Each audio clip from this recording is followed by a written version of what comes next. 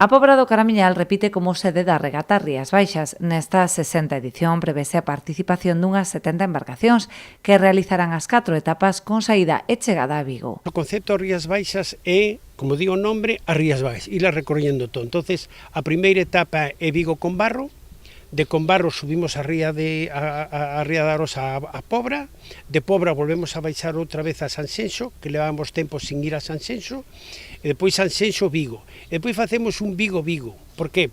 Porque a regata, a fin de contas, non deixa de ser unha regata Real Club Náutico de Vigo, e hai unha etapa moi bonita que damos a volta ás Islas Cíes, é dicir, que unha etapa moi espectacular, Ría de Vigo, que é unha etapa moi bonita. Ademais de acoller as embarcacións no Porto Deportivo e a entrega de premios da etapa no Club Náutico, o Concello da Pobra ofrecerá uns petiscos aos regatistas e editará material divulgativo para dar a coñecer o patrimonio natural e histórico da vila, así como o seu potencial como destino de turismo náutico.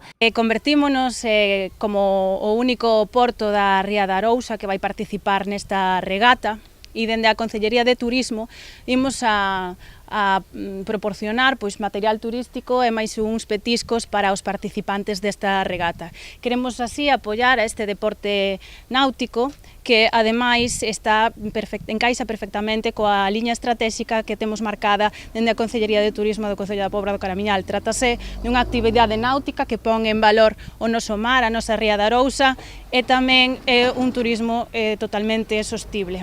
Atrae unha gran cantidade de persoas, ten moita repercusión en outros medios e estamos encantados de que veñan unha vez máis ao Concello da Pobra do Caramiñal.